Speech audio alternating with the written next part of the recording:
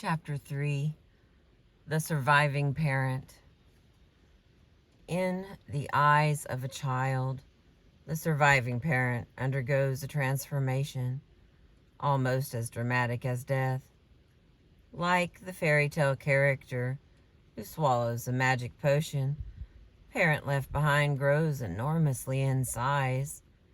He or she is no longer one of two parents, or one part of a large extended family.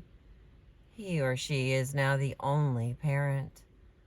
In that new role, the surviving parent assumes enormous power and influence in a developing child's life. As the only parent, he or she bears the weight of all the child's expectations and fantasies. No longer free to just be a parent, a survivor must be the perfect parent. Richard Rhodes says that he fixed his father up because his father was the only parent he had. A child often cannot afford to see the weaknesses and deficiencies in an only parent. One's very survival, after all, depends on the competence and strength of that parent. Children may find themselves selectively denying certain aspects of a parent's behavior and embellishing or even inventing characteristics that cast the surviving parent as a safe and trusted caretaker. The fixing up of a surviving parent is often no small task, however. When a spouse dies, the surviving parent is not merely a man or a woman with normal weaknesses and foibles. He or she is an adult in the throes of profound and personal grief. The survivor has also lost someone important, someone loved and trusted. Not only has the survivor felt the devastation of having love and dreams ripped away, but he or she is now faced with an overwhelming task: raising children and guiding a family alone. Not all surviving parents wear their grief the same way. Some mourn openly and freely, others mourn privately. Some appear not to mourn at all. A child cannot help but be affected by what he or she sees reflected in the face of this now all-important caretaker. Children watch the responses of the posed to mourn. Okay, wait a second. Children watch the responses of the surviving parent for clues as to how they themselves are supposed to mourn. It's okay to cry, or be strong and tough, are often unspoken directives adopted without question by a vigilant and very confused child. Children also learn that their new role in the family will be watching the surviving parent.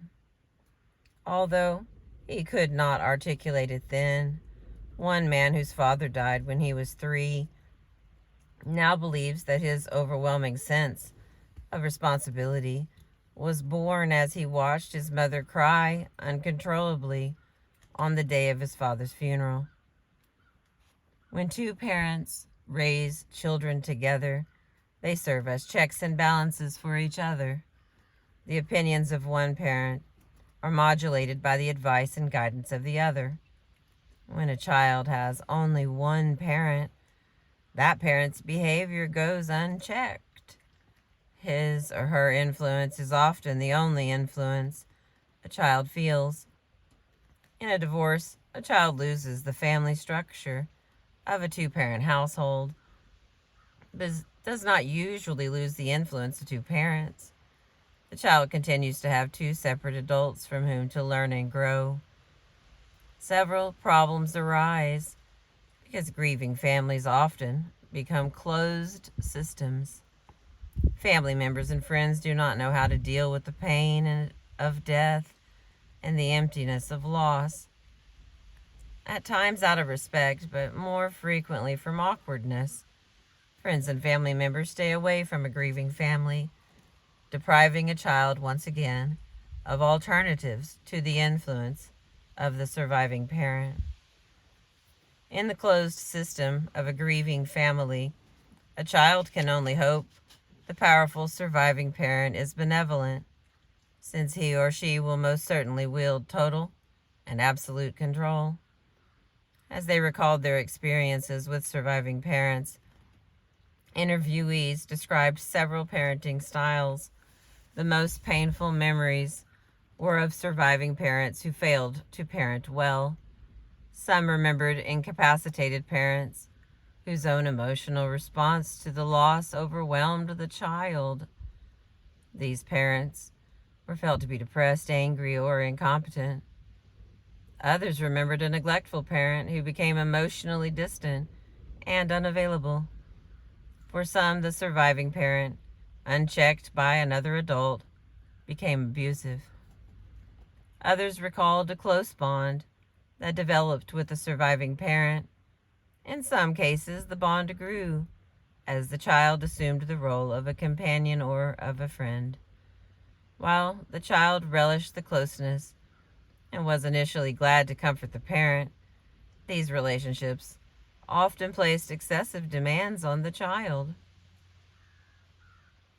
Others recalled with gratitude and some relief a competent parent who managed to raise the family with a sense of purpose and determination.